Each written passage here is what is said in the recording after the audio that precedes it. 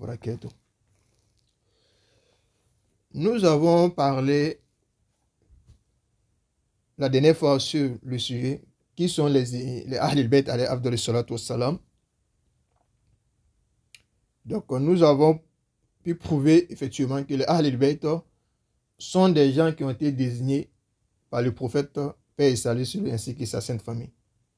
Et nous avons eu aussi à prouver effectivement que les savants disent que si nous avons un verset qui a été traduit par le prophète Mohammed, alors les avis des savants n'ont plus de sens parce que celui donc qui détient la science, c'est le prophète Mohammed et c'est lui le responsable de cette communauté.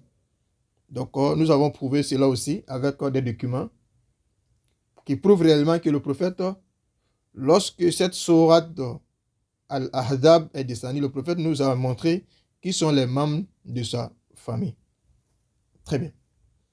Ce soir, nous voulons prouver effectivement que le prophète Mohammed, paix et salut sur lui, avant sa mort, n'a pas laissé cette communauté en tant qu'une communauté sans guide, sans repère, sans référence, sans une philosophie à laquelle tous les musulmans pourront se sentir sains et sauvés si réellement ils suivent cette philosophie. Pour cela, nous savons très bien que le prophète, paix et salut sur lui, il était doué de science ainsi que de la sagesse et il se souciait toujours de sa communauté. Donc, raison pour laquelle le prophète ne pouvait pas abandonner ce monde-là sans nous donner des instructions ou sans nous mettre sur une voie à laquelle nous, les musulmans, nous pourrons être tous sauvés si nous nous attachons à ces principes-là. Très bien. Donc, le prophète, avant sa mort, ou soit dans plusieurs endroits, il a fait ce sermon-là que nous appelons le hadith des deux poids. Dans d'autres thèmes, vous pouvez trouver encore d'autres hadiths qui vont dans ce même sens, où le hadith s'est fait appeler le hadith de deux khalifes, c'est-à-dire les deux successeurs. Donc, nous allons énumérer un seul hadith et laisser la chance à mon frère, à ma soeur, une porte de clé et aller vérifier et aller essayer d'approfondir tes connaissances.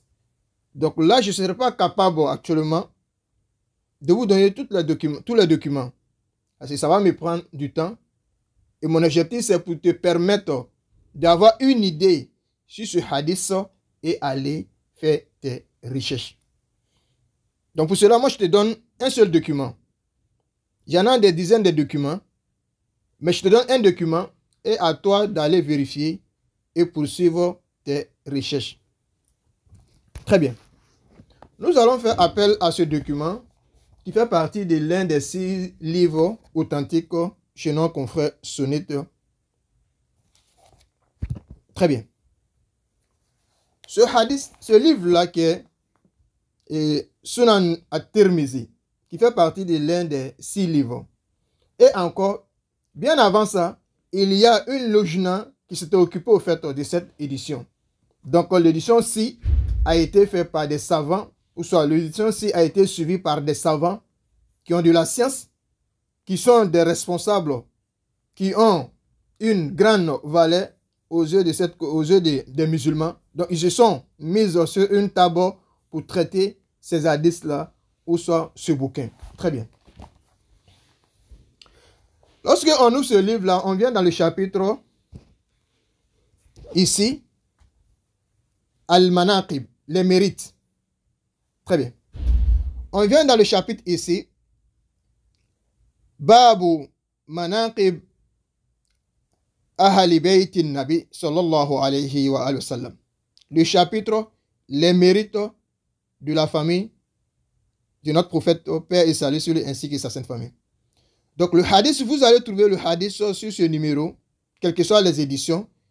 Les numéros en général ne changent pas, mon frère et ma soeur.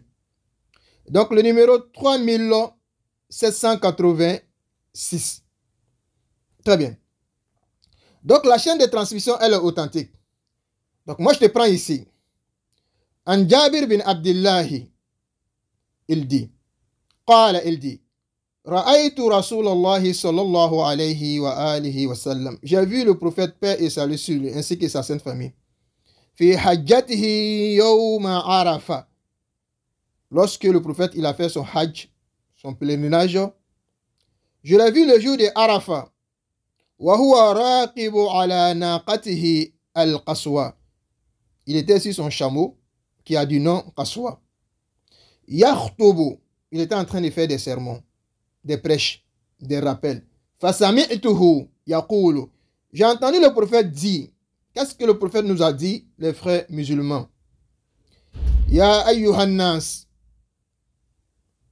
Oh les gens, oh les musulmans, oh les croyants, oh les fidèles. Ya ayyuhan nas. Inni taraktu fikum ma in akhastum bihi lan tadillu. Je vous laisse de quoi, si vous attachez à ça, vous ne serez jamais égarés. Je vous laisse de quoi, si vous attachez à ça, vous ne serez jamais perdus.